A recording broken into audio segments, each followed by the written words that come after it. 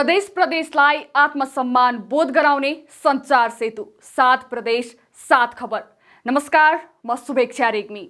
नागरिकको नजिकको सरकार प्रदेश सरकारलाई जवाबदेही, प्रतिबद्ध र इमानदार बनाउने हाम्रो अभियान 7 प्रदेश 7 खबर। हामी विकासको सम्भावना र स्वरूप खोज्छौं, अस्थिर र बदनाम होइन। विकासको सम्भावना खोज्ने कार्यक्रम 7 प्रदेश 7 खबर। हामी समस्याको ऐना मात्र होइन, समाधानको आकृति पनि बन्नेछौं। अस्थिरताको जग कि परिवर्तनको सूचक? नागरिकको नजिकको सरकार कि सत्ताको चलखेल गर्ने थलो? प्रदेश सरकार किन बन्न सकेनन् जवाबदेही, प्रतिबद्ध र इमानदार? किन घट्दैछ प्रादेशिक सरकारको आकर्षण? अस्थिर र बदनाम होइन, अव्यवस्था र भद्रगोल पनि होइन। विकासको सम्भावना र स्वरूप खोज्ने अभियान प्रदेशलाई आत्मसम्मान बोध गराउने सञ्चार सेतु। समृद्ध प्रदेश र समृद्ध देश, प्रदेश खबर विशेष।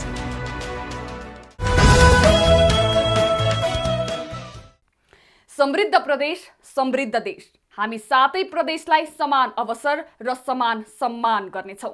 7 प्रदेश 7 खबर सुरु गरौं 7 प्रदेशका मुख्य खबरबाट। अघोषित लोडसेडिङका कारण सुनसरी औद्योगिक करिडोरका उद्योग प्रभावित, 60% सम्म उत्पादन कटौती। वीरगञ्ज स्थित कृषि औजार कारखाना सञ्चालन प्रक्रियामै अन्यल, बजेट निकासा भए पूर्ण रूपमा सञ्चालन गर्न सकिने आविष्कार केन्द्रको दावी। 13 वर्षदेखि बन्द रहेको मेघौली विमानस्थल पुनः सञ्चालनमा आउने, प्राधिकरणद्वारा टेन्डर आह्वान, पर्यटन व्यवसायीहरू उत्साहित। सङ्घ र गण्डकी प्रदेश सरकारद्वारा तनहुमा नदी नियन्त्रण आयोजना सुरु, बस्ती वरपरका बासिन्दा हर्षित। तुलसीपुर नौका केही स्थानीयको जग्गा बगरमा परिणत, तटबन्धन बनाइदिन प्रदेश सरकारलाई आग्रह। मध्य चैत अगावै पहिलो पटक चैते धान रोप्न पाएपछि सल्यान कुमाका कृषकहरू खुसी, आर्थिक रूपमा आत्मनिर्भर हुन सहयोग हुने विश्वास। र हाइड्रो विकासलाई प्रोत्साहन गर्दै स्थानीय सरकार, हाइड्रो भए जिल्ला उज्यालो हुने भन्दै बझाङका सर्वसाधारण खुसी।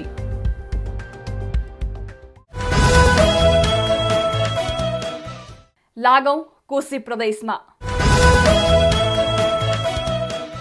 प्राविधिक गडबडी र मर्मत सम्भारको नाममा हुने अघोषित लोडसेडिङका कारण सुनसरी मोरङ औद्योगिक करिडोरका उद्योगहरू प्रभावित बनेका छन्। नियमित बिजुली आपूर्ति नहुँदा पूरा समय उद्योग सञ्चालन नहुनुका साथै यसले उत्पादनमा पनि असर गरिरहेको छ।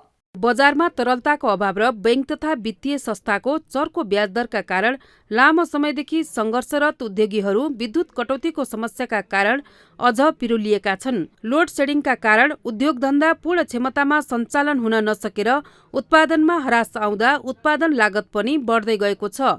सुनसरी मोरङ कोरिडोरमा हाल बिहान र बेलुका 3-3 घण्टाका दरले अघोषित लोडसेडिङ हुने गरेको उद्योगीहरू बताउँछन्। विद्युत आपूर्तिको अभावमा 24 घण्टा चल्ने उद्योगहरू सञ्चालन हुन सकेका छैनन् भने अन्य उद्योगहरूले पनि 30 देखि 40% मात्र उत्पादन गरिरहेका छन्।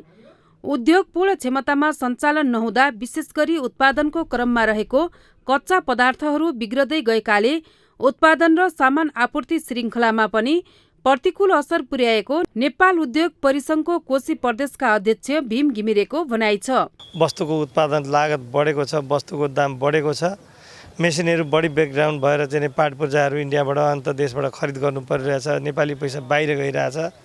तर पनि नेपाल विद्युत प्राधिकरण लोड सेडिङको सेड्युल दियो, तिमीसँग विद्युत छैन, दिन सक्दैनौ थाहा छ, तर यसको सेड्युल देऊ भन्दा सेड्युल दिने पक्षमा पनि छैन। यो नेपालका उद्योगी व्यवसायीहरूलाई ठुलो अन्याय परेको छ, यसमा हाम्रो गम्भीर आपत्ति छ।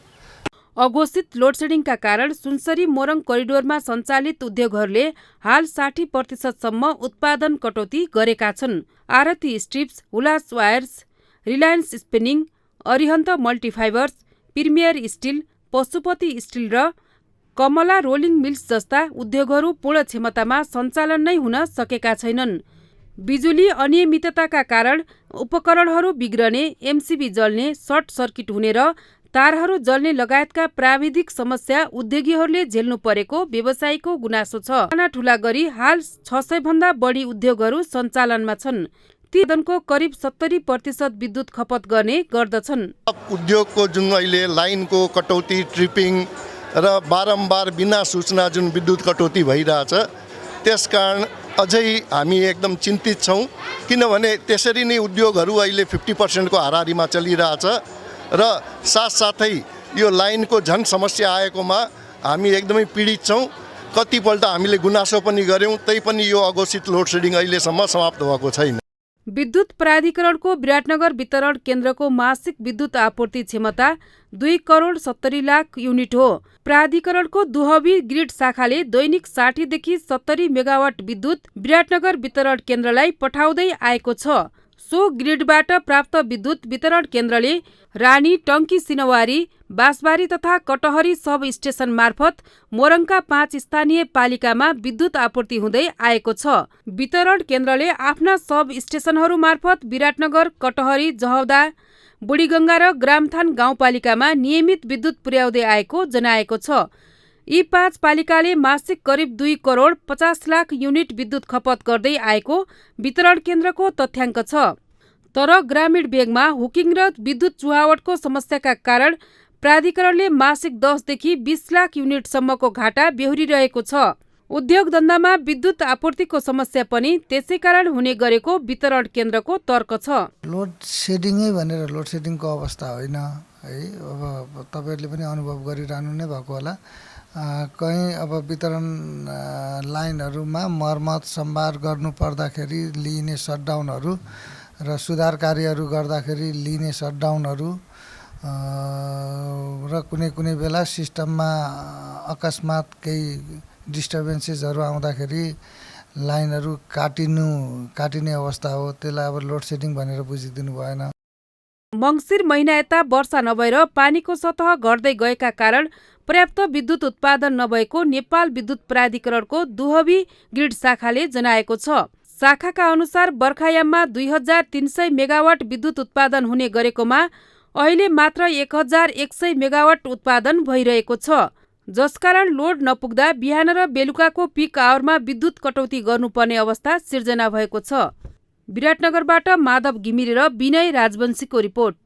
कोशी प्रदेशको खबरपछि अब मध्य प्रदेशको खबर। 20 वर्षदेखि बन्द रहेको वीरगञ्ज स्थित कृषि औजार कारखाना सञ्चालनमा ल्याउने तयारी भइरहँदा बजेट अभावको कारण सञ्चालन प्रक्रियामा अन्योलता देखिएको छ। राष्ट्रिय आविष्कार केन्द्रका अध्यक्ष महावीर पुनले 10 वर्षसम्म कारखाना सञ्चालनको जिम्मा लिएर मर्मत सम्भारको कार्यलाई तीव्रता दिए पनि अर्थ मन्त्रालयले समयमा बजेट निकास नगर्दा कारखाना पुनः सञ्चालनमा आउला कि नआउला भन्नेमा पुराना आशंका उत्पन्न भएको छ। पूर्व राजा स्वर्गीय महेन्द्रले तत्कालीन सोभियत संघको आर्थिक तथा प्राविधिक सहयोग र नेपाल सरकारको संयुक्त लगानीमा विक्रम सम्वत 2024 साल फागुन 28 गते कृषि क्षेत्रमा आवश्यक पर्ने औजारहरू सर्वसुलभ रूपमा उपलब्ध गराउने उद्देश्यले वीरगञ्जमा कृषि औजार कारखानाको स्थापना गरेका थिए। तत्कालीन समयमा वार्षिक 11 करोड रुपैयाँसम्मको कारोबार हुने कारखाना 2046 सालको राजनीतिक परिवर्तनपछि थला परेको थियो। अन्तिममा 2059 साल चैत्र 4 गते नेपाल सरकारको मन्त्री परिषद बैठकले बन्द गर्ने निर्णय गरेको थियो। तर 2079 साल असोज 11 गते अर्थ मन्त्रालय र राष्ट्रिय आविष्कार केन्द्र बीच कारखाना सञ्चालनको सम्झौता भएपछि उद्योग सञ्चालन हुने आशा पलाएको थियो। राष्ट्रिय आविष्कार केन्द्रका अध्यक्ष महावीर पुनले 10 वर्षसम्म कारखाना सञ्चालनको जिम्मा लिएर मर्मत सम्भारको कार्यलाई तीव्रता दिए पनि सरकार परिवर्तन पश्चात बजेट निकासा नहुँदा कारखाना सञ्चालन पुनः अन्योलमा परेको छ। राष्ट्रिय आविष्कार केन्द्रले यो चाहिँ सञ्चालन गर्नको लागि सम्पूर्ण कुरो चाहिँ उनले आफ्नो तयारी गरिसकेको छ र गरि पनि रहेको छ होइन। अब यसको लागि चाहिँ नै अब नेपाल सरकार अर्थ मन्त्रालयले अब बजेटको कारणले हो अथवा के कारणले हो, अब सबभन्दा ठुलो कुरो त सञ्चालन चाहिँ पुँजी चाहियो। अर्थ मन्त्रालय र राष्ट्रिय आविष्कार केन्द्रबीच कारखाना सञ्चालनको सम्झौता भएपछि उद्योग सञ्चालन हुने आशामा बसेका वीरगञ्जवासी सरकारले बजेट निकासा नगरेपछि कारखाना केन्द्र फेरि बन्द हुने त होइन भन्नेमा सशंकित भएका छन्। औजार कारखाना जुन पहिलादेखि नै त्यो बिग्रेको अवस्थामा थियो, बल्ल तल आएर त्यसमा सरकारले अलिकति ध्यान दियो, चल्ने खालको जस्तो भयो। तर यसलाई सरकारले बजेट विनियोजन नगरेको जस्तो हामीले सुन्दाखेरि अब खोइ चल्न सक्छ कि सक्दैन त्यो अनुरूपमै भन्नुपर्दा अहिले भन्न सकिँदैन। सम्झौता भएसँगै केन्द्रले कारखाना सरसफाई गरी मेसिनहरू चेक जाँच सम्पन्न गरिसकेको छ।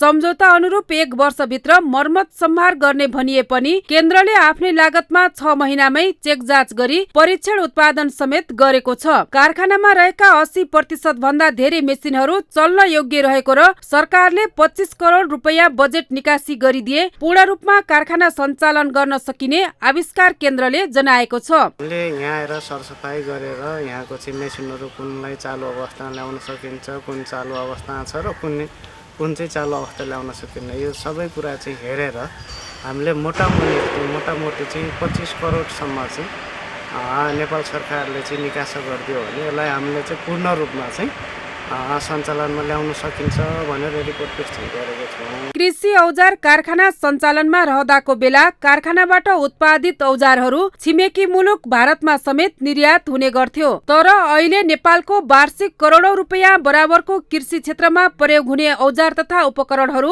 भारतबाट आयात भइरहेको छ। सरकारले चासो देखाए पुनः कृषि औजारको क्षेत्रमा मुलुक आत्मनिर्भर बन्न सक्छ।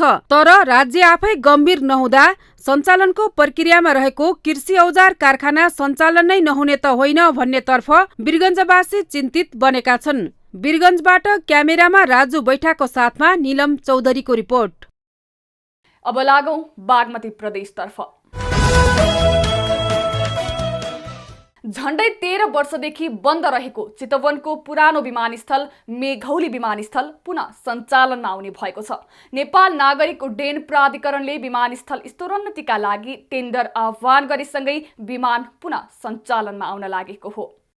विक्रम सम्वत 2017 सालमा मेघौली विमानस्थल स्थापना भएको थियो। त्यसताका मेघौली चितवनको प्रमुख पर्यटकीय गन्तव्य थियो। मेघौलीमा पर्यटकीय गतिविधि बाक्लो हुने गरेका कारण मेघौली विमानस्थल निकै व्यस्त हुन्थ्यो। चितवन राष्ट्रिय निकुञ्जभित्र 2022 सालबाट सञ्चालित टाइगर टप जंगल लजले पर्यटकीय गतिविधि बढाउन अहम भूमिका खेल्दै आएको थियो। विमानस्थल स्थापना भएपछि बेलायतकी महारानी एलिजाबेथ तत्कालीन राजा रानीसँगै देश तथा विदेशबाट विशिष्ट व्यक्तिहरूको आवागमन तीव्र हुने गर्दथ्यो। टाइगर टपमा आउने पर्यटकलाई ल्याउन विमानले उडान भर्दै आएका थिए। त्यसबेला विमानस्थल व्यवस्थापनको काम टाइगर टपले गर्दै आएको थियो। तर सरकारले निकुञ्जभित्र होटल सञ्चालन गर्न नपाउने नीति ल्याएपछि 2067 साल मङ्सिरबाट मेघौली विमानस्थल बन्द भयो। त्यससँगै मेघौलीमा पर्यटकीय गतिविधि पातलिँदै गयो। सरकारी नीतिले विमानस्थल बन्द गर्नुपर्ने बाध्यता भएपछि चितवनकै पुरानो विमानस्थल गौचरण परिणत हुँदै गयो। विमानस्थल पुनः सञ्चालन गर्नुपर्ने आवाज उठे पनि ठोस निर्णय भएको थिएन। तर बन्द भएको 13 वर्षपछि हाल विमानस्थल पुनः सञ्चालनमा आउने प्रक्रिया अघि बढेको छ। विमानस्थलको धावन मार्ग स्तरोन्नति र तारबारका लागि टेन्डर आह्वान भएपछि भरतपुर विमानस्थलको विकल्प हुनेसँगै मेघौलीको पर्यटकीय गतिविधि पुरानै लयमा फर्किने विश्वास गरिएको छ।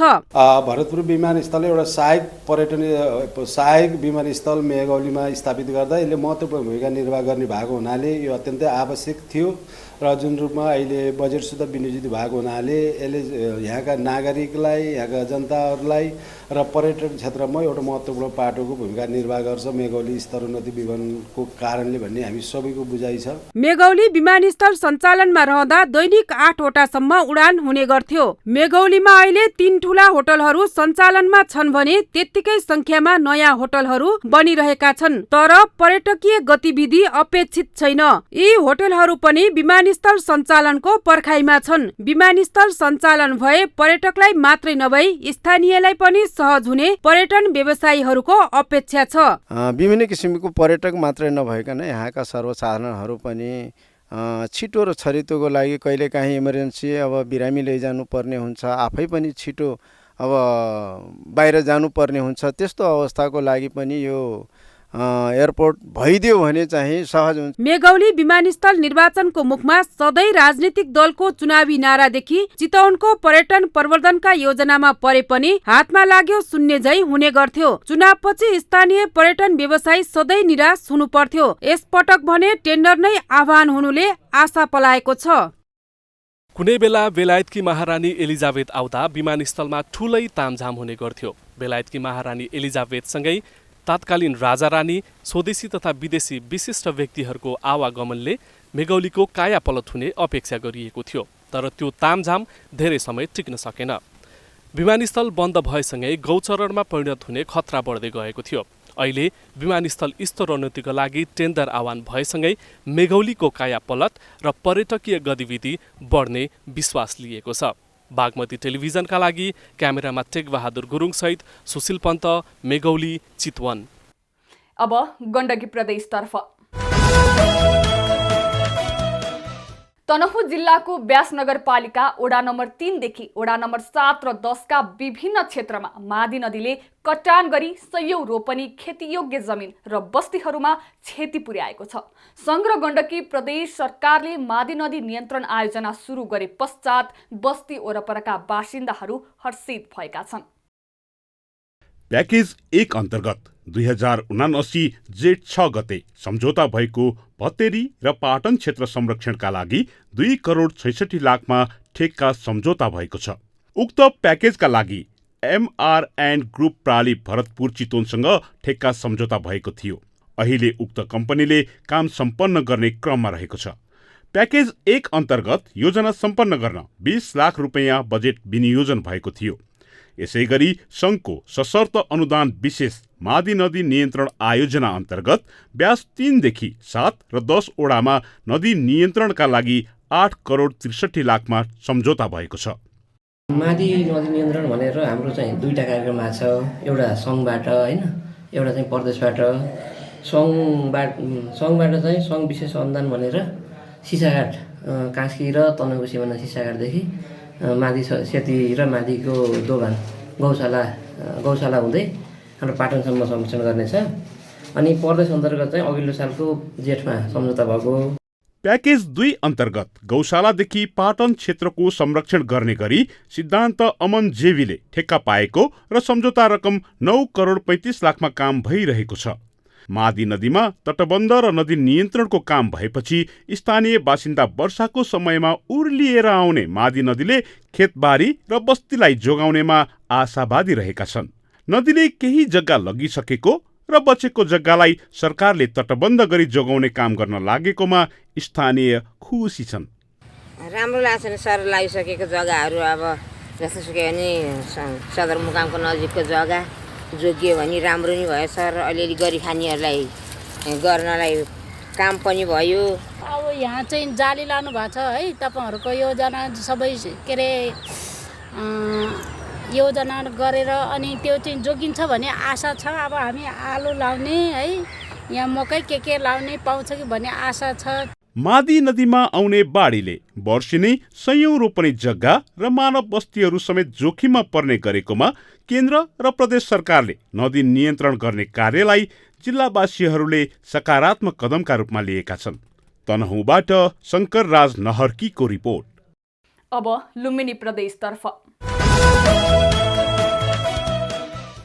दाङको तुलसीपुरमा रहेको पातु खोला अहिले खोला नभई कुलोको आकारमा रहेको छ। पातु खोला बस्ती निकै घना रहेको छ। तुलसीपुर नौका केही स्थानीयहरूको भने दर्ता जग्गा खोलामा परेको छ। उनीहरूले अहिले लाल पूर्जा अनुसारको राजस्व बुझाउँदै आएका छन्, तर जग्गा भने खोलाको बगरमा परिणत भएपछि अन्याय परेको बताएका छन्।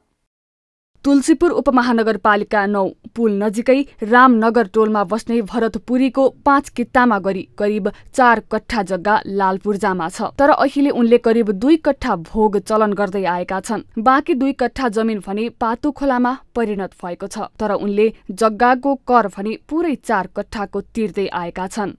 यो 4 कट्ठा जग्गा हुँदै गर्दा मालपोत सरकारलाई चाहिँ राजस्व त हामीले 4 कट्ठाकै बुझिरहेका छौँ।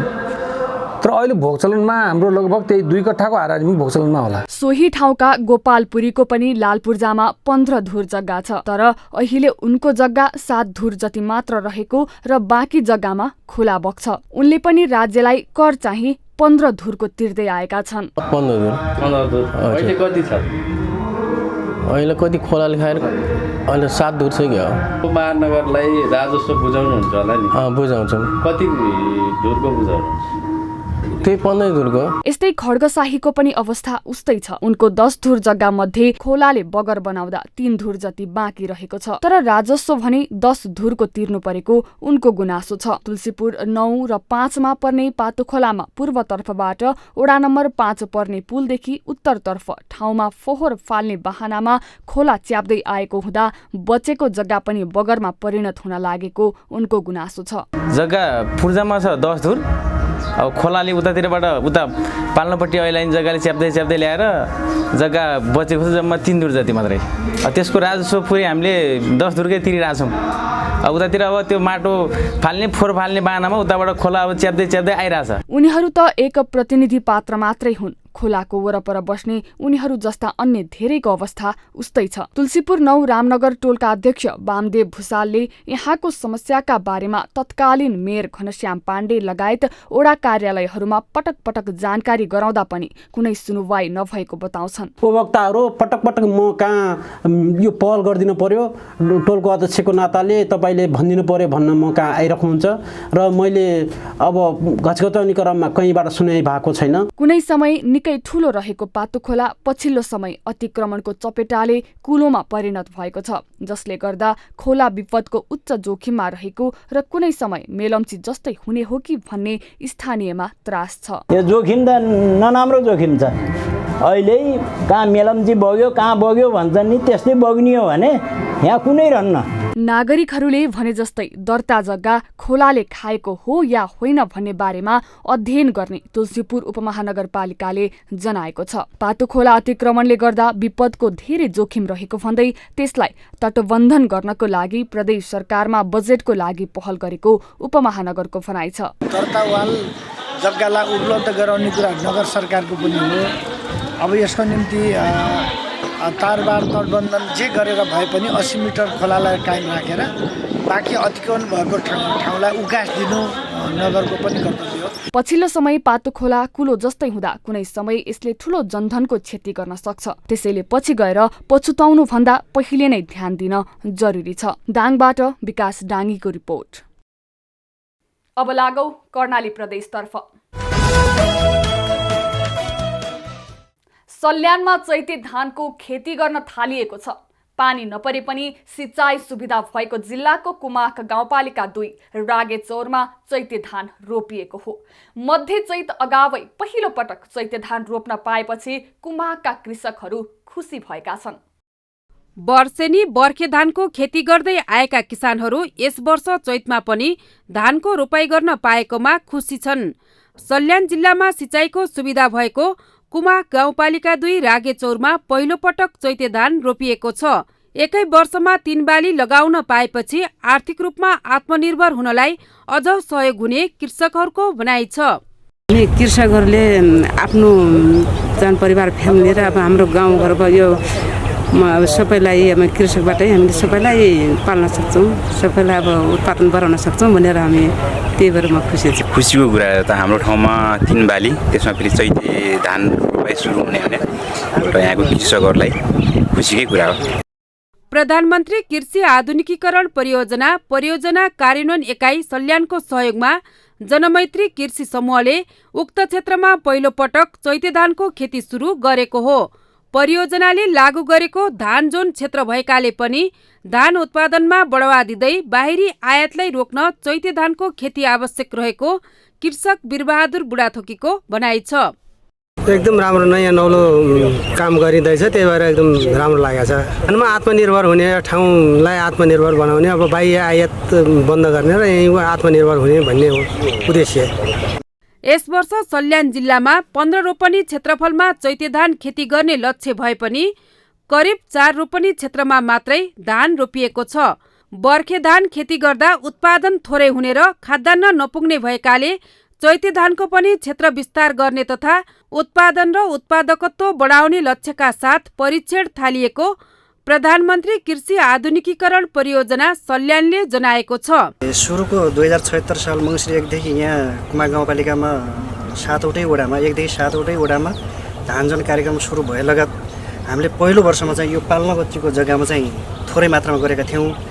त्यो बेलामा कोरोना आएर कोभिडले गर्दाखेरि हामीले त्यसको चाहिँ असफल भयौँ, त्यहाँ लिन सकेनौँ।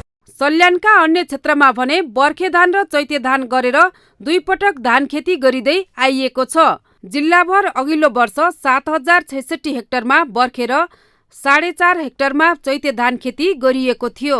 धान खेतीको लागि 7066 हेक्टरमा गएको वर्ष धान खेती भएको थियो। हामीसँग उत्पादनको अवस्था हेर्ने हो भने 30,556 मेट्रिक टन उत्पादन भएको छ। यो उत्पादन गएको वर्षको तुलनामा यस वर्ष उत्पादन करिब 8% बढी हो। शारदा, छत्रेश्वरी, कुमाक, बनगाड, कुपिण्डे लगायतका स्थानीय तह पनि चैते धान खेतीको राम्रो सम्भावना बोकेका क्षेत्र भएकाले यसको खेती विस्तारमा तीनै तहका सरकारले ध्यान दिन आवश्यक छ। सल्यानबाट अमृत बाबु बुढाथोकीको रिपोर्ट। 7 प्रदेश 7 खबरको अन्त्यमा अब सुदूरपश्चिम प्रदेशको खबरतर्फ। बझाङको जयपृथ्वी नगरपालिकाले हाइड्रो विकासमा जोड दिएको छ। हाइड्रो पावर सञ्चालन भए जिल्ला नै उज्यालो हुने भएकाले हाइड्रोमा लगानी गर्नुपर्ने बताएको हो। जयपृथ्वी नगरपालिका बझाङका प्रमुख चेतराज बजालको टोलीले सुनिगाड हाइड्रो पावरको स्थलगत अनुगमन गर्दै प्रमुख बजालले हाइड्रो विकास कार्यलाई तीव्र गतिमा लैजानुपर्ने बताएका छन्। बझाङको जयपृथ्वी नगरपालिका वडा नम्बर 11 को सुनिगाड मुहानमै बन्न लागेको 2 अर्ब 45 करोडको लागतको 12 मेगावाट उत्पादन हुने हाइड्रोले सडक कटानको 80% काम सम्पन्न गरिसकेको छ। उक्त हाइड्रोले नगरपालिकाको गोठीचोर, तलिचौर, गजौन, खारपताल, चोटकेपातल लगायतका क्षेत्रमा 1 करोड 50 लाख बराबरको खानेपानी, सडक सिँचाइ र सडकका क्षेत्रमा काम गरेको छ। स्थानीयको जमिनको उचित क्षतिपूर्तिको व्यवस्था मिलाइएको हाइड्रोबाट उत्पादन हुने विद्युतले जिल्लालाई प्रशस्त पुग्ने र जिल्ला बाहिर समेत खपत गर्न सकिने आयोजनाले जनाएको छ। अहिलेसम्म करिब हामीले 6 किलोमिटर रोड खनिसकेका छौँ, पहुँच मार्ग, र त्यसपछि गजोङ भन्ने ठाउँबाट 1200 मिटर सुरुङ खनेर हामी एडक्समा जान्छौँ।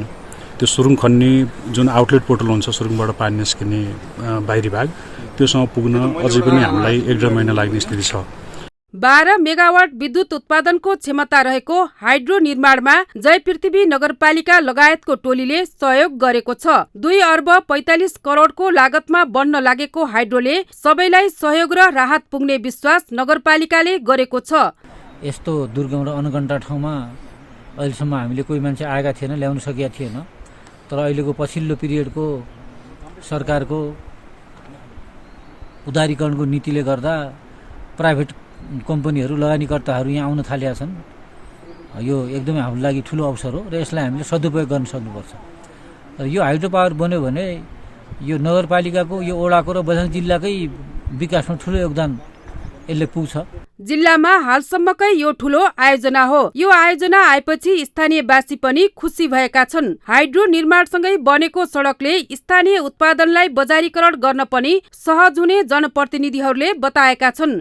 अब यो हामीले पनि हाइड्रोलाई महत्त्वपूर्ण भूमिका निर्वाह गरेर जे होस् यसको विकास निर्माणका क्रममा हामी ओडाले र यहाँका जनताहरूले सहयोग गरिरहेका छन् र सहयोग गर्नेवाला पनि छन् र उहाँहरूले पनि यहाँका ओडामा भएका केही सानातिना कामहरूलाई समाधान गर्नुहुन्छ भन्ने आशा पनि छ। हाइड्रो विकासको एक मेरुदण्ड समेत भएकाले यसलाई सफल बनाउन सम्पूर्णको साथ आवश्यक छ। अझ स्थानीयको अपेक्षा अनुरूप अघि बढ्न सके उज्यालो गाउँ बस्ती बनाउन झनै सहज हुने देखिन्छ। बागमती टेलिभिजनका लागि बझाङबाट प्रदीप मलासीको रिपोर्ट। राष्ट्र, राष्ट्रियता, सभ्यता र संस्कार संरक्षणमा समर्पित बागमती टेलिभिजनमा प्रसारण भइरहेको 7 प्रदेश 7 खबर आजलाई यति नै। हेर्दै रहनुहोला बागमती टेलिभिजन। नमस्कार।